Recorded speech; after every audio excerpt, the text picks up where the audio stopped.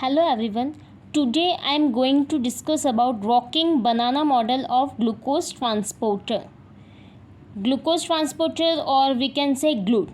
It is required for all the cells for energy production.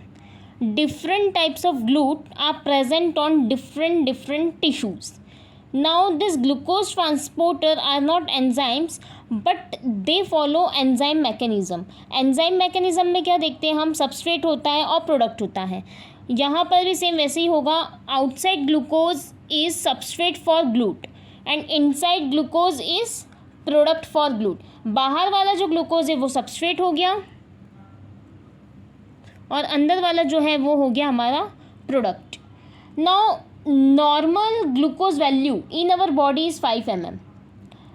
If in our body glucose level is higher than 5 mm, अगर हमारे शरीर में glucose का level 5 mm से ज़्यादा होगा, उसी वक्त जो ग्लूकोज है वो ट्रांसपोर्ट होगा ब्लड से सेल्स में.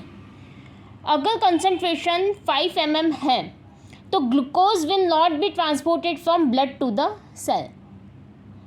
इसका ये समझ में आता है when body is in rest. अगर हमारी बॉडी में एक मेंटेन्ड लेवल है ग्लूकोज का, that at that time also this glucose transporters take up some amount of glucose so that to carry some metabolic activities of cell. अगर हमारी बॉडी रेस्ट में है, if we are not eating anything, अगर हम कुछ नहीं भी खाते हैं एंड ग्लूकोज का जो लेवल है वो हमारी बॉडी में मेंटेन है, but cells always need some amount of glucose for their proper functioning. शरीर को तो हर वक्त एक कंटिन्यूसली ग्लूकोज की ज़रूरत होती ही होती है.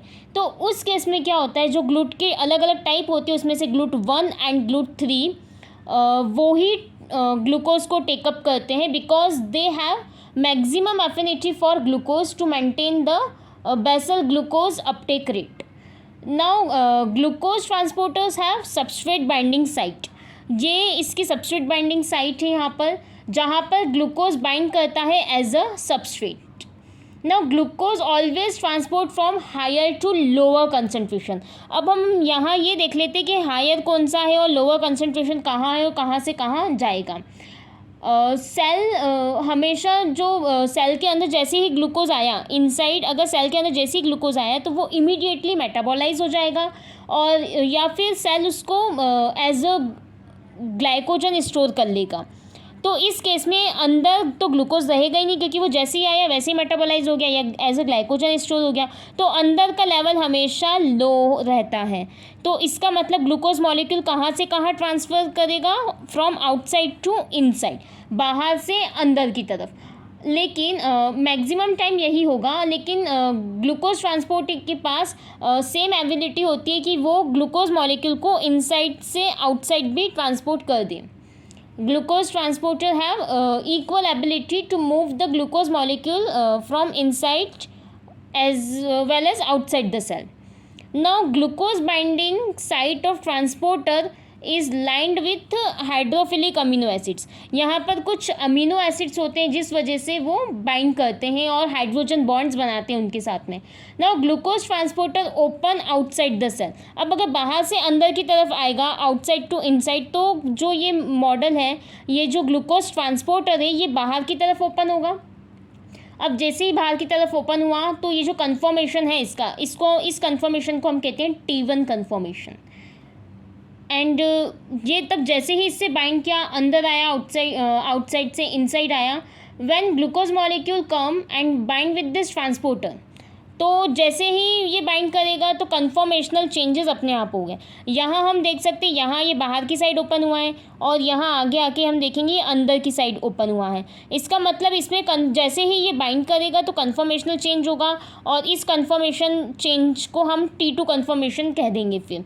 और फिर वापस क्या होगा कि ये जैसे ही ग्लूकोज मॉलिक्यूल अंदर की तरफ रिलीज़ हुआ, वापस से T1 कन्फर्मेशन हो जाएगा.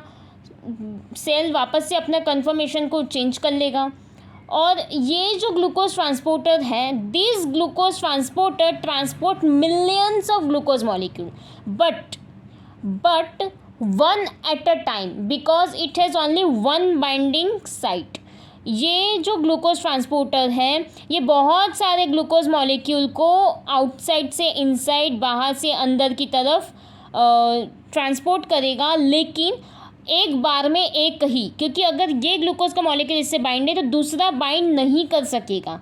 और जैसे ये ग्लूकोज मॉलिक्यूल इससे बाइंड होगा, ये रिलीज़ होगा, उसके बाद दूसरा मॉलिक्यूल आएगा, इस तरीके से एक एक ग्लूकोज के मॉलिक्यूल ट्रांसपोर्ट होते जाएंगे। अब अगर मैं लीवर सेल की बात करूँ तो लीवर सेल पे GLUT2 ट्रांसपोर्टर प्रेजेंट होते हैं। और लीवर सेल मतलब अगर हमारी बॉडी में ग्लूकोज की डेफिशिएंसी है, ग्लूकोज नहीं मिल पाया है, तो उस केस में हमारा जो ग्लाइकोजन स्टोर होता है उसी से ग्लूकोज मॉलिक्यूल बनता है। और ये जो ग्लूकोज मॉलिक्यूल फॉर्म होता है लीवर सेल में, glucose molecule which are formed in the liver cell, these glucose molecule have to be delivered to all other cell। और उस वक्त अगर ये जितने भी सेल की तरफ जाएगा उस वक्त at that time this glucose transporter transport glucose molecule from inside to outside the cell. तो उस केस में जो ग्लूकोज ट्रांसपोर्ट है वो अंदर से बाहर की तरफ ट्रांसपोर्ट होगा, बाकी सारी केसेस में बाहर से अंदर की तरफ ट्रांसपोर्ट होगा। This is all about walking banana model of glucose transporter.